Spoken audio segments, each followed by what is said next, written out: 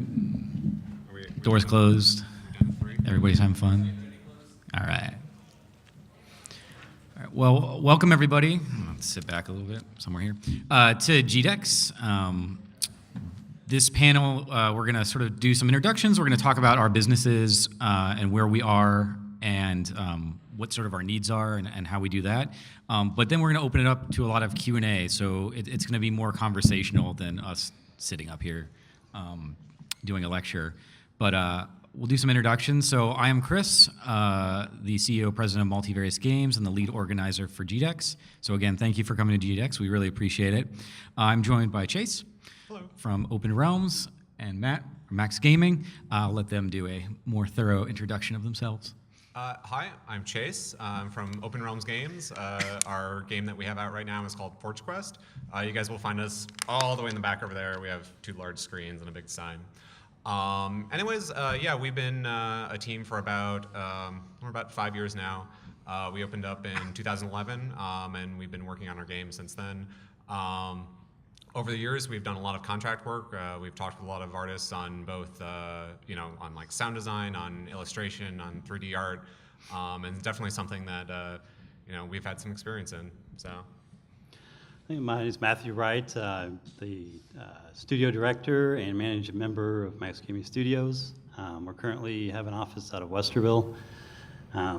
We founded the company in 1998, so we've been around and done lots of things over the years. Probably released a couple dozen of our own titles, plus do a lot of work for hire stuff, contract work in the industry.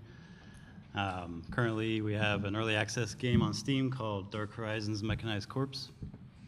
We have a booth here down the next level, showing off the new version of it, which is currently unreleased, kind of updating it to Unity 5, because currently it's using an old Torque 3D engine. So we're having fun kind of doing that and doing our contract work stuff, keeping us busy. So just trying to live the dream. And we do pretty much everything. We're a team of about 9 of us right now, programmers and artists. So that's pretty much the short of it. Exciting. So we had some good conversation actually going on before we even started. We did. And I think I might jump into that. Why don't you just tell us a little bit about what your current needs are for projects you're working on and how you're sort of going about finding talent, just to kick it off. I mean, so right now as a company, we released our first game, Forge Quest, last year. And since about last January, we've been working on the sequel to it. A lot of this stuff that we've been doing is just development side, because our team right now is consisting of 2 software engineers. We originally made a voxel art style game because that was something that we were able to do ourselves very easily. But now that we want to expand, we're having to look for talent to do 3D art. This has proven to be quite a challenge for us. We've been out there for a number of months looking for people. And right now, this is a process that we've gone through a lot of people. And it's something that we're still figuring out, but I definitely have learned quite a bit along the way. I think the biggest aspect is obviously it's when looking for somebody like that is depending on if you're looking for somebody to hire, if you're looking for somebody for contract work. There's a clear difference between them, and there's definitely different types of people that you'll find there. We're obviously looking for ourselves someone to full-time hire, which from my experience so far, has actually been more of the difficult side. Finding people for contract work is quite a bit easier. I mean, obviously, I think we'll get into some of the larger topics there about where to find these people, what type of art or what type of person you should be looking for in either individual, also price points and stuff like that. But yeah, that's kind of where we're currently at there. I don't want to go too far in depth. No, that works. I mean, for us, we've really changed a lot in the last 10 years. Before the economy went bad, about 6 or 7 years ago or so, we had an office in Cleveland, had about 12 people working, doing different stuff of our own, plus contract work. And then the economy went bad. We lost a lot of the contract work because companies went out of business, stopped getting funding. We're kind of relying on our own stuff, and it went down to as many as just 2 of us. And then we were just kind of working from home, doing our thing, and then, some of our old contacts kind of started ramping back up, and I was faced with, okay, now I got to, get out there, look for some people, think about opening another office. So about a year and a half ago, we opened a new office in Westerville. We're back up to 9 people. And, it was a bit of a challenge trying to figure out, who do I need for what, who's going to work on contract work versus our own stuff, what quality of, what level, of employee you're looking for as far as skill sets. Am I going to hire locally? Are we going to hire abroad? Those are all considerations that we've kind of gone through over the past 2 years, really. We kind of got lucky and found some people here locally, both on the programming side, on the art side, but we've really hit a lot of challenges. But to add to his thing, where there really is a difference on what you look for if you're doing the contract, especially the profile of the client. You can't take somebody right out of college necessarily and throw them on a AAA style contract like we have. We work a lot with Nickelodeon. We do some work with a company called Kung Fu Factory, who's worked on some AAA mobile games. And so it wouldn't be fair for me to try to take somebody outside, just came out of college, doesn't really have a lot of applicable experience, and just throw them on one of those contracts. They might never want to work again. Sure. But on some of our own stuff or some other contracts, definitely, we can bring somebody in and kind of, build them up, So it definitely depends on, the project and what we look for. Awesome. So from MVG's, Multivarious Games, MVG's perspective, we have 6 full-time, 5 part-time, and a variety of other people that help us out. And along the lines of contract work, we do a lot of stuff that's not even game related. So we do a lot of things in healthcare, education, some entertainment stuff. But to your point, those are all sort of different skill sets. So for us, the first question is, a client might come to us and they need a particular like stack or tech that we need to know how to do. So that's the first question is, can we do it? But then the second question is like, can we wrap our head around what their goal set is? Because, back-end networking is much different than front-end app development, which is much different than, just making models, for example. So there's a lot of variety in what we do, which makes it challenging because I'm like constantly having to go to like talk to a client, take it back to my programmers and be like, can we do this? Right. And they're like, we've never done it before. I'm like, can you do this? And I'm like, sure. The answer is yes. Yeah, the answer is yes. Like you figure it out. But that sort of thing from our perspective is anybody can say yes, right? You'd be like, can you do this? And they'll say yes, but we have to sort of believe that can actually be accomplished. Yeah. And to the point about taking somebody out of college, not to dismiss people that are in college and just coming out, but one of the biggest things that I look for, and you guys were talking about this before, is it's not even skill set necessarily. Like obviously I need you to have the skill set for whatever you're going to be doing, but more importantly, do you have sort of a passion for the industry? Do you have a love of learning? Are you capable of being put in a situation where you may not be 100% comfortable with what's going on and figure out how to navigate whatever that problem is? Because I think at its core, and this applies to a lot of businesses, but games in general, man, it's really just like constant problem solving. That's all it is. You've got game design stuff you're trying to figure out and problem solve. You've got like, it's just systems upon systems, and you need to make sure they all work. And you'll hear a lot, who in here, for example, plays like Overwatch or any competitive online game? So, every so often there's the nerfs and the buffs, right? That is just a constant layering of all of these systems that interwork with each other. And if you tweak the wrong thing in the wrong way, it can just cascade throughout everything and ruin it. So there's a lot of navigation that you have to do in this problem solving. And unfortunately, like that's probably the hardest thing to teach people. Like it's so much easier to sit someone down in front of Maya and be like, okay, we're going to start learning the 3D model. Here's some YouTube videos, here's a connection to somebody. But for somebody to be able to like look at a problem and see a variety of solutions and then like present those solutions to us, to me or at the design table, So that's a really important thing that I always like to emphasize. And you mentioned, while you guys were talking, portfolio work. So for people who are in school, we see this all the time. I'm going to speak for you because I already heard you say this, but I can instantly tell when somebody gives me a resume or a CV that it's only schoolwork. I can instantly tell. Right.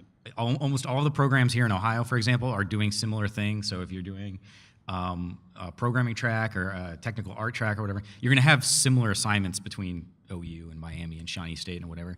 So I can instantly tell. It's like, okay, this is your rigging and animating, course. This is your whatever. But that ties into this love of learning, where if you are engaged and you're constantly trying to just do stuff. So, for example, our artist Katie, who's done some panels that you may have come to, she is constantly drawing. Like, she'll be at MVG 10, 12 hours a day, depending on what we have going on. Then she goes home and streams for like another 4 or 6 hours her drawing. So she's just constantly drawing because she loves it. But what that does is, like, if you imagine your resume is like 10 items, right? It's like a menu. It's like, I'm going to present to you 10 items. As you keep doing stuff, those 10 items become better and better and better. You just kick out the ones that aren't as good, and then eventually you end up with like this really strong portfolio. But more importantly, in that process, you've learned how to problem solve. You've learned how to come up with solutions that maybe at first glance you had zero idea how to handle. So I'm somewhat of a lead in, not really a question, but just a general sentiment that if you guys want to kick off on. Oh yeah, I mean, so definitely when trying to find talent, and again, I guess where are we focusing this on? Are we focusing on trying to find people for your core team, or more of a commission basis stuff? Because I think the topics diverge from there. Yeah, so I think we can go either way. I just want to sort of give the audience a perspective of where we're coming from a little bit, and then we'll kick it off to Q&A that can come from any direction they choose. Okay. So definitely with us, I mean, we, as I said, we're currently looking for somebody full-time, which has been quite hard for us. We've gone through a number of different websites. In the past, when we've done a lot of commission work, it's very easy to end up going to websites like artstation.com, DeviantArt. Twitter has a big art following. And what you can end up doing is, if you're looking for something very specific, it's very easy to go and say, okay, I found an artist. They have a very specific art style, but that art style aligns with what I'm kind of looking for. And you end up shooting them off emails. And you just say, hey, this is who I am. I'm small, but I have some money to throw at you. I want you to do some concept art or some promotional art. And you do send them, and sometimes you get emails back, and sometimes you don't. And of the emails back, a percentage of them will be people that are like, well, I don't have time available, or I'm going to ask for way too much money. And you have to make your decisions there, but you just continue looking until you find said person. And that works out well, usually just a broad mass search when you're looking for small contract work like that, opposed to putting out like a job request. On the other side, when you're actually looking for someone full-time, that's very different, because a lot of people online who have social accounts where they do art and do it well are very usually seated in what they're doing. They're doing their own projects. They know what they're doing. They have a job. They're well-seated. They don't necessarily want to break off any of their time to work on whatever you have for a full-time position, which is definitely much different. From there, you have to start looking at locations where people are specifically looking for full-time jobs. For us, there's places online, there's like r/game dev classifieds, which is a great location to start. Though you kind of have to wade through a bunch of this stuff because there's a few people in there who just repost all the time. But also, at least for us, for 3D art, Polycount is a great place to be. Unfortunately, the one thing that you'll end up noticing on Polycount is that you're starting to edge away from the indie industry and much more into the AAA industry. When you put up job postings on there, you're going to be competing with real studios in real locations who are looking for people for full-time jobs. Are we not real? Is this all a dream? I'm not. That's the thing. I'm not. And it's definitely scary to put it up there, but you absolutely have to, because that's the only way that you're going to find somebody. Mm-hmm. And I think the biggest part is, in one of the big lessons that we ended up learning, because so last December we were working on a different game. I was telling you about this. We were working on our turn-based mech strategy game. We're like, all right, we need an artist. We can't do this ourselves. We'll find somebody. And we ended up finding a guy online. I forget where we ended up finding him. I think it was, I'm trying to remember. I think it was through a friend. Anyways, he was just out of college, and he had showed some promising work. Though there was sort of a red flag. We were talking about this before, red flags when looking for people. And this was something that we learned.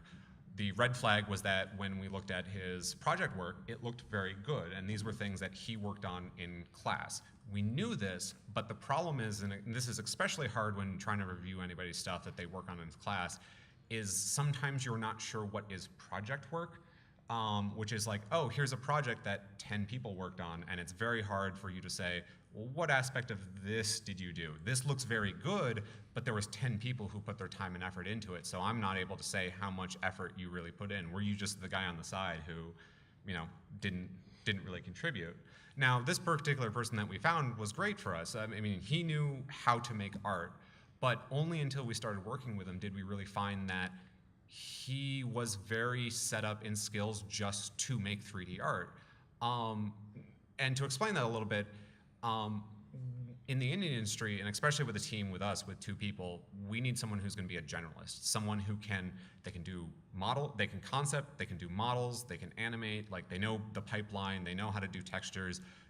And the problem is that especially with a lot of the colleges is that they're trying to prepare people for a very specific role in a AAA company. And with a AAA company, you're going to have your little seat and you'll do one thing, and there'll be people on each other side of you who will be filling the other process of the role. And they don't need generalists, or at least not as much. And unfortunately, as an indie team, we do. When we started working with this person, we loved the art that he did independently, but we found out that he wasn't able to concept work. When we started to work with the concept process, we're like, all right, let's do this. You know, it ended up taking 2 weeks for him to make something that looked only okay, when we could have really just commissioned some concept art from somebody for, you know, hundreds of dollars cheaper to do it than we were paying this guy per day. And eventually, you know, we ended up working with this guy and we tried to resolve our issues, and we found out it wasn't working out for us and we had to cut ties. But it's definitely, you know, a big lesson that we ended up learning. And I think the biggest part to take out of this, and you were kind of hitting on a little bit of it, is especially in the indie industry, if you're looking for anybody on your team, you need to find somebody who can learn, is willing to, like, not somebody who is like, oh, everyone's going to say that they're going to be willing to learn. Like, you just can't ask that question.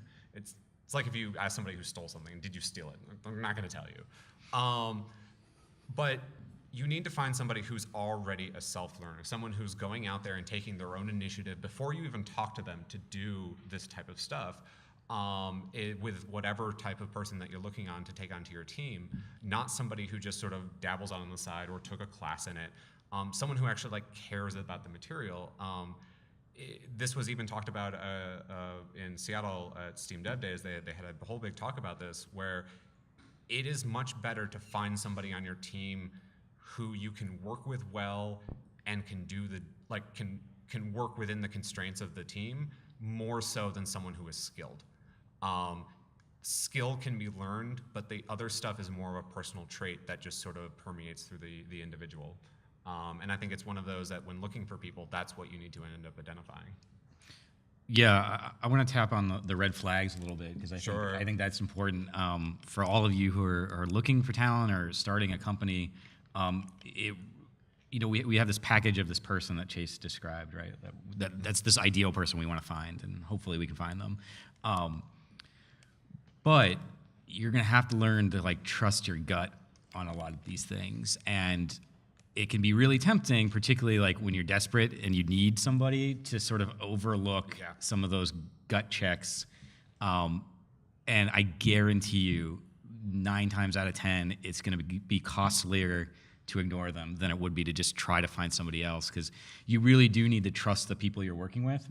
And again, I don't even mean from a sense of like they're going to rip you off or steal something, but just trust that like they get what the vision is you're doing. You can trust that when you give them a task, they will be able to complete it and complete it well.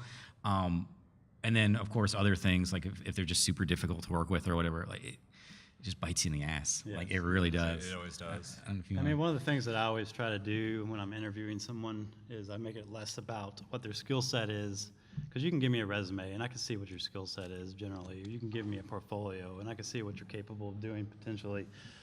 But when I do an interview, particularly a first interview where we sit down, I'll invite somebody to lunch and we'll just sit down and talk. Just get to know the person a little bit, how comfortable they are in the interview, how comfortable are they with just talking about general things in the industry or even anything, just to get an idea of, it gives me a feeling of how they are as a person, kind of thing. Yeah, I think that's a big thing, what you just tapped on, like being able to converse with somebody, not that like you have to know everything over the sun or under the sun or over the sun, I guess, doesn't matter. Right. But if you're talking to somebody and like after a couple minutes, it seems like they don't really know, like they don't know any of the names of people in the industry. They don't know, like if you're like, oh, we do stuff in Unity, and they're like, what's that? Like that's probably a big red flag. But there's just general conversations that like people in your industry should know. So, if you're going to go into politics, for example, like you should probably know who the Speaker of the House is, right? If you don't know who like Hideo Kojima is, that's probably going to be problematic and more indicative of just them not having a real good grasp on where games have come from, what trends are happening in the market, stuff like that. So again, it's not like you have to be an encyclopedia of the game industry, but it is really helpful from our perspective, when we're talking to folks, that they seem to have a grasp on where the industry was, where it's going, as well as to Chase's point about sort of a generalist, like even if you're not a programmer, if you're doing technical art or whatever, even concept art, you should have an understanding of how the pipeline functions, so that whatever you're making is useful. Like it's the worst thing in the world when like somebody makes like a 3D model and you're like, it's awesome, but it's completely unusable. I can't use this in our game. And then you have to go back and redo it. And sometimes, clients do. We have a client who was like super excited to get started and started going to CAD and modeling his own stuff. And I was like, that's awesome, but we can't use any of it. Yeah. Like, we just can't use it, which is cool. He was into it. He wanted to do it. But so one last topic before we switch to Q&A is I want to talk about international talent, and your experiences with working sort of with international, either contracts or with other companies or what have you. Yeah, so actually we were right before this all started, we were just talking about international talent. Now, again, this is my own personal experiences, and I won't say this is true of everybody, but as I was just telling him, I personally found that, at least with contract work, I found a lot of people outside of the country a lot easier to work with than people inside of the country. I will not start to conjecture as to why that may be, but there's actually a lot of great talent out there who work internationally. Canada, there's a large number of people in Canada, artists specifically, that I have found that they're great people to work with, very friendly, and they do the job, which is you would think is not an issue, but it really kind of is. Unfortunately, it's less about finding somebody who's good and more about somebody who's going to do the work. We've worked with people. I found a great girl in Russia who was doing mech art for us. She was fantastic, and she worked for an extremely low wage, but she set out the price. So, and also we were just talking about Brazil. Brazil, there's a lot of independent artists out there who do some really great art. And to end up finding these people, you just talk online. A lot of these people have their portfolios online, and you'll end up finding that not everyone's in America. Because of that, that means that you're going to have a lot of weird email chains where people are at different hours of the day because they're in a completely different location. And sometimes you'll end up finding a language barrier, and sometimes that will end up being you have to make a decision if that's going to be hard for you. We particularly were just talking with a French individual who we were trying to see if we wanted to hire him on for a 3D modeler, and he's a self-taught guy. He was very considerate. But the language barrier was getting in between. He was able to speak English, which was great for us. But there was after doing so many emails back and forth with this individual, we definitely realized that there was going to be a problem trying to communicate. We were already having a problem trying to communicate some message about our game to him over 10 emails. Trying to get into full production with a game with this person was going to be, it was going to be horrendous for us because just that would not work. So you do end up having that, but it all depends on who you end up talking to. You'll find a lot of people out there actually do know English, and it's very easy to work with, especially because if you go onto any website, that usually is in English. You'll find people there. Though I have found every now and again you'll find the random like Japanese or Chinese person who does really great art but like speaks zero English and they just post there. But unfortunately, those people, like, unless you know their native language, you won't be able to work with at all. I mean, for us, I mean, our lead artist, Logan Foster, is out of Edmonton, Canada. He's been with us since almost the beginning, and it's been a great relationship. And we've had programmers from Toronto. I've worked with programmers out of Poland or Spain. It's really been hit or miss as far as how well it's worked. What I've always found, as far as trying to find someone that is going to be reliable and quality, is to, instead of just kind of throw them into, doing something, is just to try to do things to get to know the person. You can do things like maybe you have a game that you play that's in common, and you set a time where, hey, we're going to go online and play this game at this time. And well, if they don't show up until 15 minutes late, then you start to get an idea that maybe they're not punctual. If that's important to you. There's certainly, and then you communicate with them. Whether you play an RPG MMO or for FPS or whatever. Those are ways to kind of, get to know them a little bit. Find out what kind of person they are outside of just from a business setting. I think it's important sometimes if you have the opportunity and time to do so. Sometimes you're under the gun and just kind of need to get somebody on board because you've kind of put yourself in a situation where I need somebody now. Sure. And that happens. Do you two use like Slack or an internal communication system? Yeah, we use Slack. With a lot of our partners that we work with, we use Slack. Internally, we use Skype. Okay. And then we use, for like file sharing and discussions and things, we'll use something called Basecamp, which has been really useful for storing documents and having conversations and discussion as a group. Cool. So from our perspective, all of our sort of core team, our staff, are from here. So we haven't like hired out anybody that wasn't local, but we have, through our client relationships, worked with a lot of different people. So we've worked with the University of Calgary, which is, I love working with Canadians. They're super punctual, on time, payment comes, it's awesome. But we've worked with clients that, for example, were either based in or had dev teams out of India and Russia before. And there's just certain sort of understanding what you're trying to do. So hiring an individual, like you were talking about, is different than working with a dev team, for example.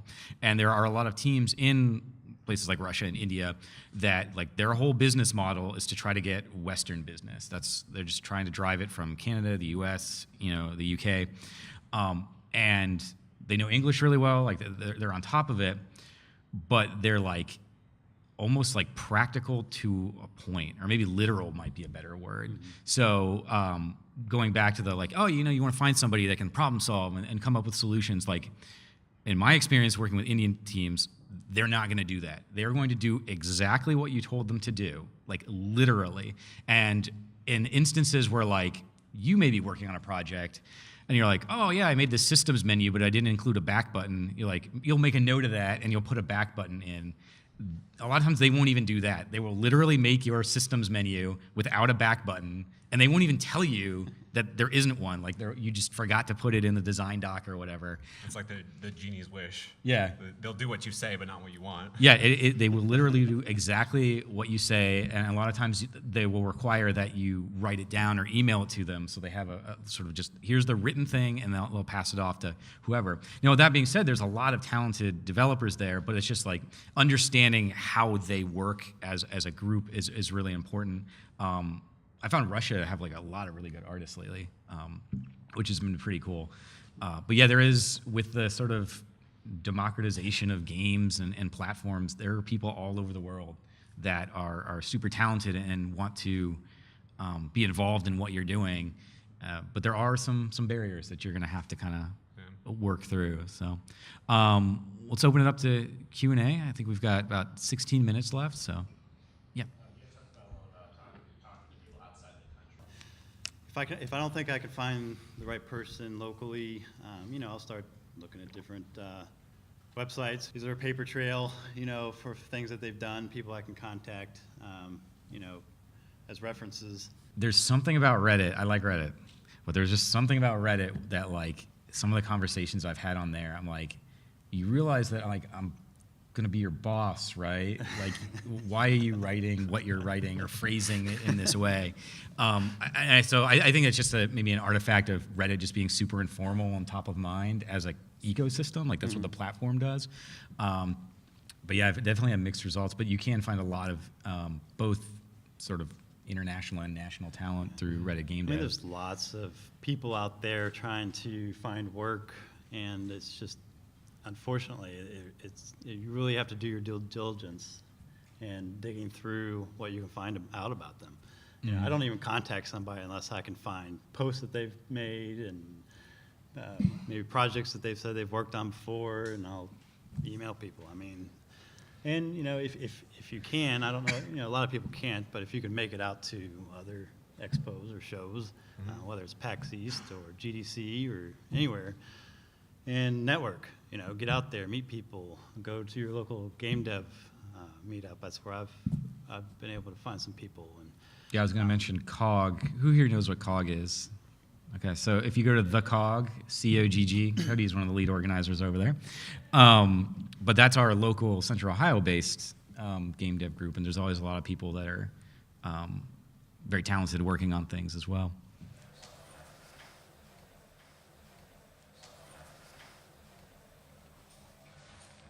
That's a really good point, getting referrals from people that you trust, that you've worked with before. And you mentioned culture, like, do not underestimate sort of the power of culture. As you grow your little indie team, it's going to get bigger. I was, sort of employee number one at MVG, and then I hired Tom, so it was just Tom and I for a while.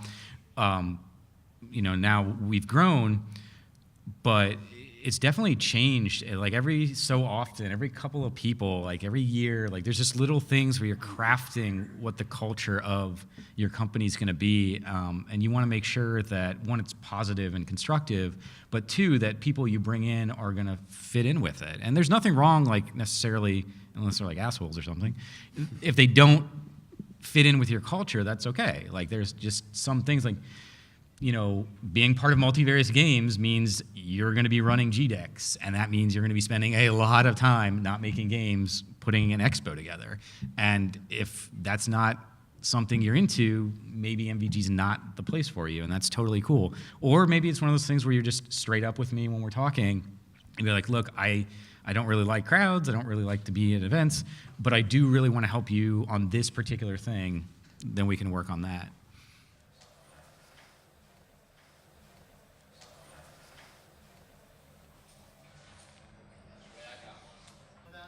That was a subreddit. So it's Reddit /r/game dev classifieds.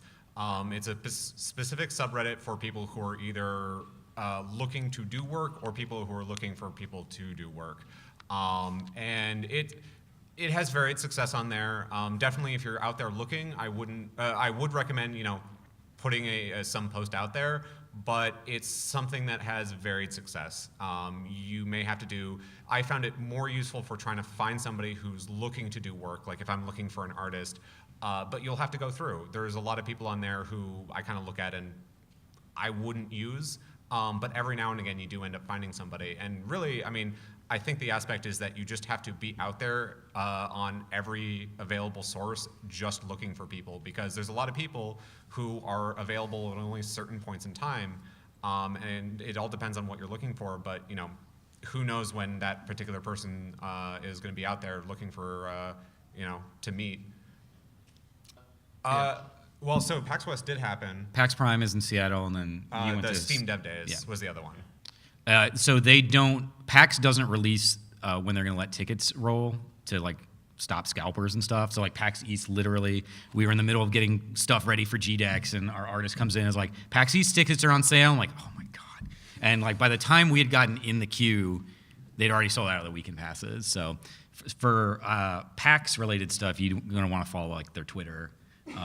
But actually, along with Game Dev Classifieds, Reddit has /GameDev. As soon as PAX stuff goes up, like, it's on there right away. Yeah, I've been told that PAX Prime sells out pretty quickly. Both PAX East, I think, is actually larger now, but they're both real big. Yeah. Yeah.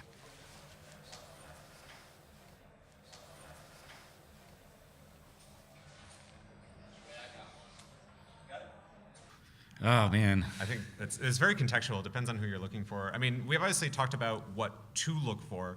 I think the red flags isn't a specific list of things that you should avoid. I think what it really is it speaks to learning to listen to your own self about understanding if this person's going to work with the team or not. And especially as a small team with us, with 2 people, it can seem very daunting for us to find somebody because we only have so much money to offer, and we can't just go out there and hire anybody, and we're only so professional. There's a lot more people out there who are much more professional than us. So what we have to make sure that we don't do when looking for people is don't sort of overlook things that normally with a clear head that you'd pay attention to. And that's what the red flags are. It's just, sometimes you can be so desperate to find an artist, you're like, well, the guy, he has art and it looks good and the money's kind of there, but you're like, but he's a little weird to work with, but I'll just look over that. And the problem is that if you don't pay attention to those things, you'll get bitten. And we've had it happen several times to us, and that's how we've had to learn it. But that just, each time you do it, you just pay attention to yourself, pay attention how you work with each other, take a second back and analyze the situation from a much more logical standpoint. And I think that you'll end up realizing that it's like, okay, this is not going to work, not for any of these reasons related to skill or money or stuff like that. It's more, can we work with this individual?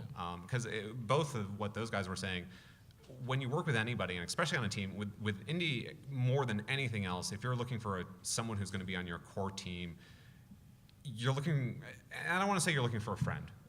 It's hard, but you have to be friends, especially depending on how small your team is. With us, with 2 people, if I can't really be friendly with another person, if I can't just chat casually about something that we're both interested in, it's going to be a really weird relationship as far as the entire team's concerned. Now, once you start getting more and more people onto your team, I think that changes. And not to interrupt, but I don't think it's like it has to be someone you go out after work and hang out with all the time. No. But you definitely have to have a chemistry with these people that you're going to be working with every day. Especially, I mean, if you don't have an office, but if we have an office, it's the chemistry they mentioned before is really important. And for who you're looking for and what the red flags are is going to be different for between Chris or whatnot. And from what I think is a red flag, if I meet somebody who is probably maybe a couple years of experience, maybe low-level experience in the industry, and they're interviewing and they're talking like they know everything, that's probably a red flag for me because I don't know everything, and I've been doing this for a long time. So I probably don't want to work with that person as a core group member. Yeah, I'll just throw out just a couple of ideas, and again, this isn't a checklist or whatever, but I've had conversations with even people I really like to work with, and were very talented, and they would give me sort of that answer. It's well, they're only willing to do so much, and they're well, that's technically not my job description, or I'm not going to get paid for that or whatever. And of course, there's a balancing act, right? Because I don't want to be boss guy that works everyone to death, but at the same time, if every time something pops up that needs to get done, I have to have a conversation with you about whether or not is within your job description, eventually it's just going to become really onerous. But because again, like Chase mentioned, at an indie team, I mean, we have titles, but everybody does everything. I'm not there coding, but I need to know what my programmers are talking about and try to help out as best I can. You definitely don't want me coding, but I need to know all of the different aspects of what's going on.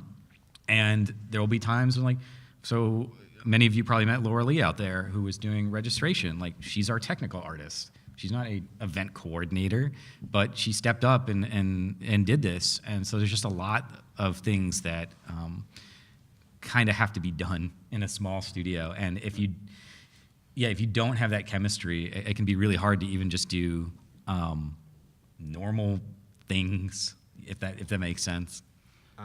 but one of the things that I definitely I've run into, I've never had the missed opportunity to actually work with the said people. I've always thrown them out at the door. But there's a number of people on the artist side that I found, at least, and I'm sure you find this across any skill set, is people who are very self-important.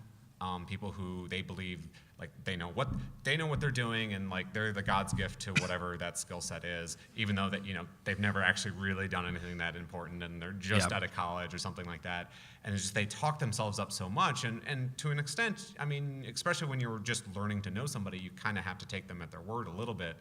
That's obviously why you do your research and stuff like that, but you'll end up finding that those personalities in general end up really derailing small projects.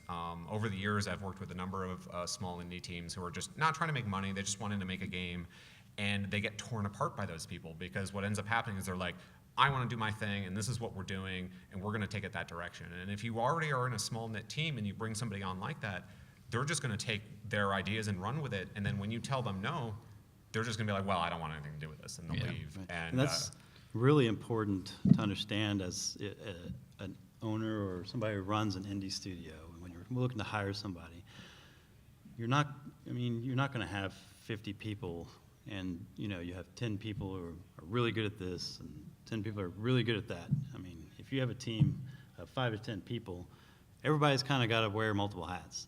I mean, you got to find people who are at least willing to learn new things and try to do them well. Yeah, and you'll find this a lot, but the people that are actually like confident and talented in what they're doing are usually ones that aren't talking about it. You'll be able to have a conversation. A cool trick that I sort of picked up from Elon Musk. He was in an interview a couple months ago, where he's like, you can tell sort of how deep in the trenches people were by how they respond to answers, or respond to your questions. And if you ask them like, oh, so for example, they provide you something and it was like a 10-man team or whatever, right? Mm-hmm. If they can talk through the difficulties and how they solve the problems and all that kind of stuff, they were there in the trenches. If they're giving you like these high-level answers for stuff, then you're kind of like, I don't know if you were like super involved, and in the process. So that's another thing. I think we got time for one last question.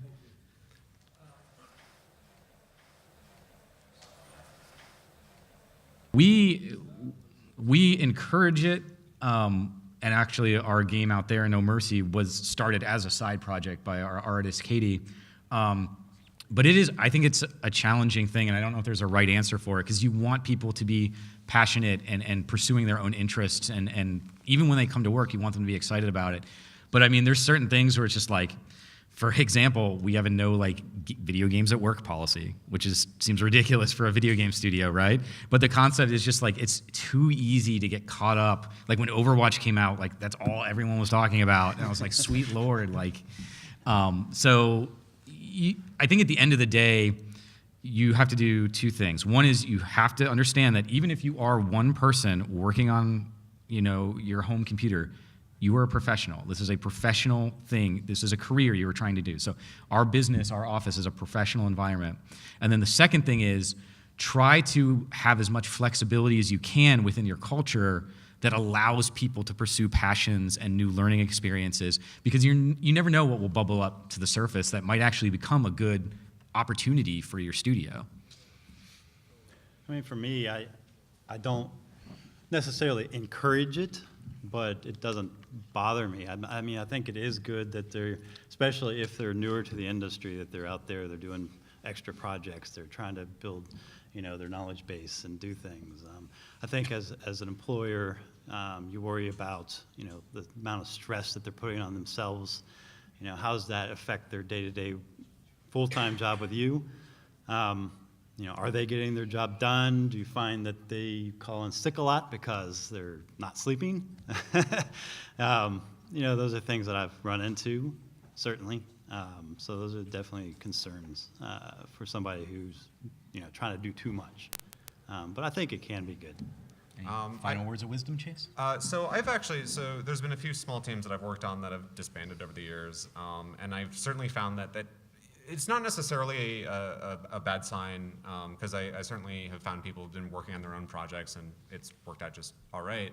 But there's sort of a telltale sign there sometimes where especially with the very small teams of people who aren't super experienced with it, that sometimes you have to be worried about that in the sense that they may be disinterested with the project that they're currently working on, and they're sort of allowing themselves to get out their real creative energy on their side project, because they're like, all right, this is just work and whatever, and I don't care about it, but this is what I'm really passionate about, and I'm going to do this over here. And as long as that doesn't end up derailing the project, that's great.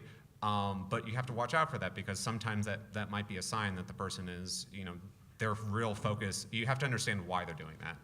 Why are they working on this small project? Is it because they just have a unique idea on the side that they want to test out, or is it something where like they're just kind of bored with what they're currently doing and they're starting to lose interest in that?